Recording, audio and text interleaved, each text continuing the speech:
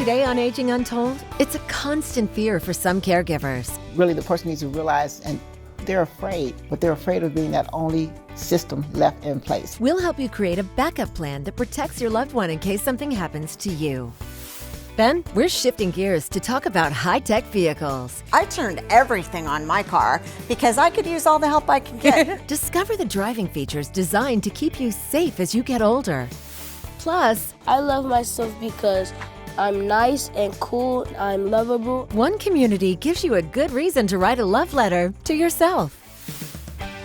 Experts with advice and solutions. You're watching Aging Untold with Aging Well Coach Catherine Ambrose, gerontologist Sam Craddock, aging expert Amy O'Rourke, and board-certified physician Dr. Ray Rogers. We're all getting older. It's about time we talked about it. Welcome to Aging Untold. It's a question some caregivers can't shake. What happens to my loved one if something happens to me? In the chaos of everyday life, caregivers can neglect their own health and put off planning, which could create a dangerous situation when there is no backup plan. Sam, what are the immediate dangers for a family if someone doesn't have a plan in place? Oh, let me tell you, the first thing that comes to mind is expensive. If you haven't planned trying to get someone in that home on a short notice, it is going to cost you a fortune unless you have a large family that's going to give you a backup plan. So I'm telling you, a hope and a prayer is not a backup plan. You have to have somebody on board that you know short term. But say you get COVID, say you have an illness that you can't expose your aged loved one to. You have to have a backup plan. What if you're in a car accident? You have to have something because that person can't be left alone. They need the help, and you're the primary person to do it. And I think you have to, really, the person needs to realize, and they're afraid, but they're afraid of being that only system left in place. But they have to learn to name that fear, because if you name the fear, then you can create an action plan. Sure, absolutely. I think in terms of being practical, like talk as a family, and I think this is a great conversation starter. Like, let's all have a family meeting or a meeting with my close friends and say, I need to talk about a backup plan, and I'm thinking about this short term, and here's where my medical information is, here's where my financial stuff is, I have some siblings that are on the informed consent at the doctor's offices, but just get that conversation started because, like you're saying, it provides relief. Right. And then create a checklist. Yeah. So here's the deal. We do know these stats, and that is that 30% of caregivers do not outlive the person they're caring for. That's right. Right. And so this happens all the time. Someone predeceases the person they're caregiving for. So it shouldn't be a surprise, maybe if you know that, or if you've been watching the show to know that this is not uncommon and you do need to have a plan. It happens all the time. Someone will have medical emergency, first responders come in, they take the caregiver away in an ambulance and bye to the person that has dementia, not realizing that now they're home alone without a caregiver. Right. That's right. And so not just one person for a backup, you want to have at least two. Yeah. And if there's not somebody around, go ahead and hire an agency, do the onboarding with them and have them available. I know many people did it with my agency where we would just be the cushion in case. Yeah. And we didn't, we may never service, but we already had the paperwork done. We already had everything. We were familiar with the family. We knew how to get in. But then have a caregiving binder. Go ahead and write down everything that you do, the medications, where they're at, what the doses are, and keep that current and up to date because meds change so frequently. But always have that system in place. They don't call them on purposes, they call them accidents, and things happen that we never planned for. I think the conversation too becomes if your children live long distance, way early on, do you want to move to be closer to them? Or are they going to be closer to you? Just have that conversation. I think it's all about just conversation and communication. Exactly. Before the crisis. Right. If you're not talking before the crisis, that crisis just became a complete and total disaster. Because if you don't have something in place, If you're waiting until the day you need an agency to come in and do the caregiving for you, too late. that short term getting somebody in there, that's costing you a fortune.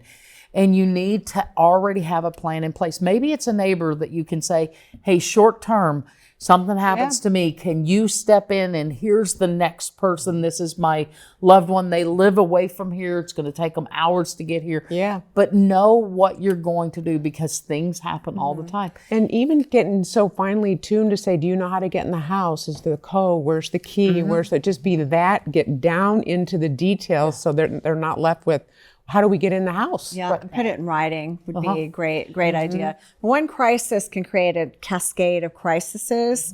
And so if you have a plan in place, that can prevent terrible things from happening next. Yeah. I always tell people procrastination can end up being an emergency. Yeah. And to that home access, you know, if you don't have an electronic lock that you can give somebody the code to, or you can open the door for them, put a lockbox on your gas meter. Yeah. On your gas meter. They're easy to find.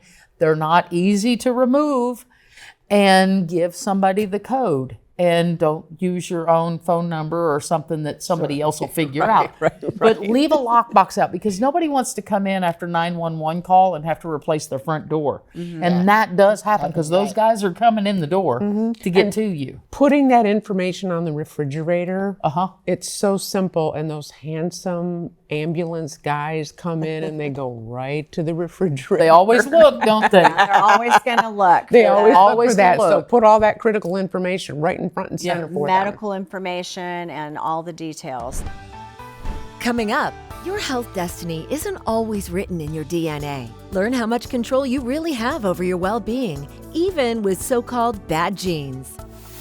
But first, some older adults are gaining more confidence in the driver's seat. Blind the spot. The lights. blind that. spot monitoring, I'm all good with. The rear cameras, so you're not having to turn. How technology could help you feel safer when driving.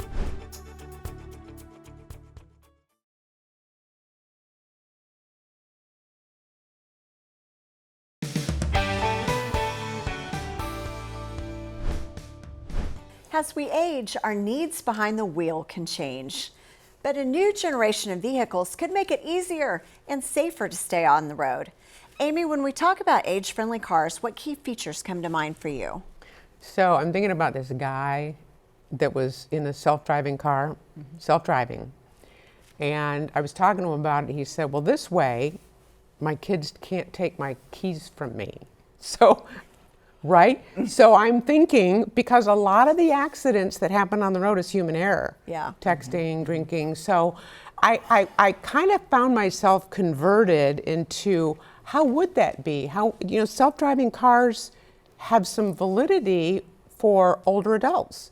And I'd love to hear something contrary because you can see it's on Sam's face. So short distance, but not out on the open road because you still have to have that human input in those vehicles. I have an issue with not having, it's kind of like having, you know we all fly and we know that the planes do autopilot, but we don't let the pilot leave the aircraft, you know? And so I kind of am concerned about that. I think age-friendly, sometimes the technology can be too overwhelming. For even us, I hate it when my vehicle decides it wants to keep me in the lane and I'm trying to move out of the way of the cat that I don't want to hit, and it's jerking me back. So I have some issues, and I think sometimes the technology itself can be overwhelming, and it can be, you know, just too much to get used to and learn. Well, I have a car. I don't know how to work half the things in it. Yeah. I mean, so I can't imagine for someone who's 70 or 80. I mean, I went to go through the car wash and it kept bucking. And the people were like, turn off the such and such. I'm like, well, where is it? You know, the car is new, where is it? Right. You know, So it can be very overwhelming. But I think it's a fine balance because you still don't want to limit the interaction that you need to have, stimulation with your brain. So you want the ease, but you don't want to eliminate. I think it's good to keep all your options open. And I like where that guy's mind is going. Like he's thinking ahead. That's really smart. And trying to get used to technology. I do think it's going to be easier for people younger sometimes to get used to the technology, because people that are really great drivers, like my husband, like you, Sam, maybe don't like that interference. I turned everything on my car because I could use all the help I can get. I agree with you. I agree. Collision alerts, lane assist, blind spot monitoring, adaptive cruise, everything. Like turn on all the stuff. Right. And I think having like big windows, lots of visibility around. Well, that's Blind good. And the spot. light. Blind and the spot. lights, The blind right, spot monitoring, I'm all good with. The rear cameras, so you're not having to turn because And the dexterity noise. and those Sometimes kind of there's things. things you don't see and you hear, like, oh, Yeah, so you know to the little stop warning and take- signs Yeah, that yeah. there's a car beside you, don't switch lanes. Those are all great, but when I think about what's user friendly for an aged person, something that's easy to get into and out of. There you go. Bigger doors, Right. so I'm not sitting down into. I'm not sitting on the ground. You know, I have this whole. After 40, my cars had to start getting taller. Yeah. Well, then we had a relative who was in a very tall vehicle that she didn't want to give up. And so that was interesting to talk her into a smaller car. And my mom gets down into a Corvette to go riding with her boyfriend. I think she's in way better shape than some of Yeah, us. your mom's in better shape than I am. Nothing should be all or none. Right. It Okay. really should be an integrative thing. Still ahead, an inspiring message of self-love. They get to learn that their voice matters. How this community center transformed into a safe haven where kids are encouraged to grow.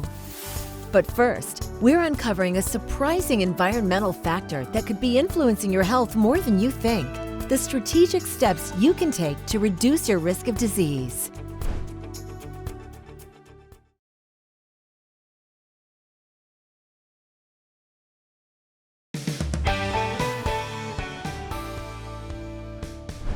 Maybe you've heard about a smoker who never exercised and is living happily into old age, or a vegan who runs and had a heart attack at the age of 45. It may make you wonder, is your well-being simply written into your genes? In this medical mythbuster, Viv Williams explores the roles genetics and the environment play in your health. Some people may think, my dad had a heart attack, so I'm likely going to have one too. Why should I bother trying to change the inevitable? Results of a Penn State study show that you can take steps to reduce your risk of disease, even if you've inherited genes that predispose you to certain conditions. The researchers say both your genes and environmental factors like air pollution, socioeconomic status, and healthy living habits influence your chances of getting sick, but how much each contributes to that risk has been unclear until now. We noted that previously people overestimate the contributions of our genes to the disease risk and underestimate how much the environment contributes. Dr. Dajang Liu, a Penn State College of Medicine professor, says their research team focused on an environmental factor that's known to be a health risk, air pollution. They used AI technology to sift through the health records of 50 million adults to find out what diseases people got. Then they dug deeper to see how much exposure these people had to two specific elements of air pollution: particulate matter and nitrogen dioxide. He says breathing particulate matter can increase your risk of asthma and COPD, and breathing increased levels of nitrogen dioxide can mess with your body's metabolism, how it changes food into energy. Nitrogen dioxide more influence your metabolism levels, so we can see that from the data, it causally influences your risk for type 2 diabetes. It influences your risk for high cholesterol levels. Liu says air pollution can increase your risk of those health problems more than the genes you inherit, which he says is good news, because that means you can make changes to how you live that will decrease risks. If we can change our behavior, we can live a healthy life, even though we could be unfortunate and inherited some bad genes from our parents. Eating more fruits and veggies and moving more are two things you can do to improve your health. But you might wonder, how can you do anything about air pollution? Dr. Liu says you should monitor air pollution levels, and to do so, you can go to www.airnow.gov and type in your zip code to see what the air pollution levels are in your area. With this medical mythbuster, I'm Viv Williams. Interesting. Genetics versus environment, nature versus nurture. Yeah, we call it epigenetics. You know, we used to think that if you had that gene, you were probably going to get the disease. But the key word there was predisposing. Yeah. You're predisposed to that. However, just because you have the gene does not mean you will get the disease.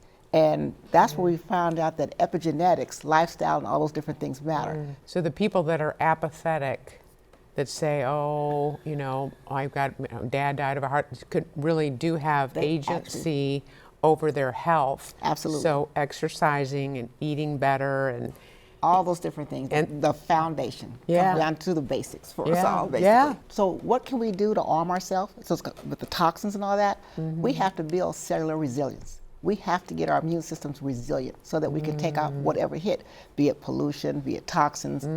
So lifestyle habits are where you start to build up that resilience. So to build up cellular resilience, what are some of the things we should do? Eating clean, not the processed foods.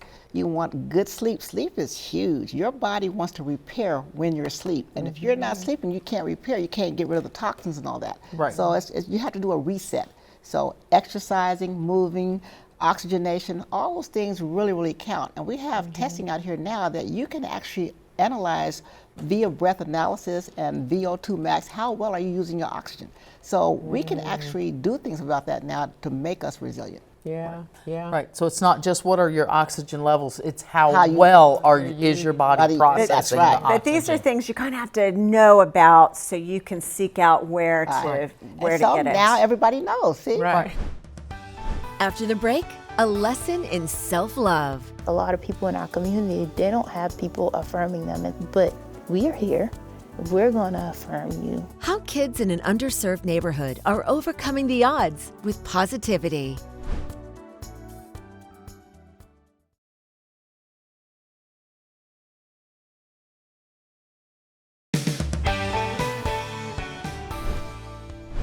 Sometimes the best life lessons are passed down one generation to the next. In Washington, D.C., an after-school program uses affirmations, art, and storytelling to help children build confidence and a strong sense of self. Deborah Alfarone has the story. Inside these four walls, in the heart of one of Washington, D.C.'s poorest neighborhoods, love is abundant. Dear John, I love myself because I'm nice and cool, I'm lovable, I'm good at football, and I play games, and I'm a winner. Why is teaching them self-love important? I don't think that you can do anything for anybody else unless you love yourself and have a true understanding of who you are. Josephine Mazik runs a nonprofit called FAN. FAN stands for Fihankra, Akoma, and Tuaso. It means Safe Places Linked Hearts. A lot of people in our community, they don't have people affirming them, but we are here. We're going to affirm you. We're going to tell you how great and how amazing you are because you have to hear it in order to begin to believe it. I'm brave, respectful, lovable. What does it say? Dear Jaden, be good and positive, be awesome and stay strong. What's the best part about coming here? Growth. When we started in 2005, it opened as just a safe haven for kids that were indirectly involved in the child welfare system. Since then, they've grown, offering an after-school stop for stability, meals, and mentoring to hundreds of children, teaching self-love through affirmations, art, and storytelling. Why is storytelling so important? It is important because it's about you. It's about your vulnerability. It's about the inner you that most people don't know and can't see. Auntie Oye is a professional storyteller. That's what storytelling is, affirmations. By writing it, guess what you get to read? You get to read it, you internalize it. I said what I love about myself is that I'm nice. And I like doing math. I'm brave and will do anything, even if it's hard. It's not hard for me to make friends. Here, they get to learn a strong sense of self. They get to learn that their voice matters. And that they matter, as they are, highlighting what makes them unique. It could be a life-saving lesson. I just want them to be confident human beings. Because when you build the self-esteem, nobody can make you sell drugs. When you have this self-esteem, they can make you do all these negative things. Even if you don't have the parents, but you have you. And self-love may be the greatest love of all. Wow, so many good things are going to come out of that program. I'm sure they already are. It's so easy as humans to fall into self-loathing, self-disapproval, like we can be the meanest to ourselves, and then that's a hard switch to know better and do better. So I love that children are being taught that, to be confident, and so that they don't fall prey to some of the things out there. And we think that self-love is just emotional, but it's also biological. You know, the body is listening to what those children are saying about themselves. And that's the power of even us as older adults when we do these positive self-affirmations. So many people equate self-love with selfishness. Yeah. And with arrogance. And it's not. It's saying I'm worthy of the best. Correct. And we all are. And the value of that could really be brought into schools, because how many of us have had something said to us and then we swallow it and we kind of take it internally. They internalize it. You internalize it, and just having a class or a session that would teach you to talk about really the high qualities that you do have. There you go. Love it. We're all getting older, and it's about time we talk about it. Until next time on Aging Untold. On the next Aging Untold, hip pain can steal your mobility and your independence. When you can't sleep because of pain, that's a problem. We'll break down what causes it and when a hip replacement may help.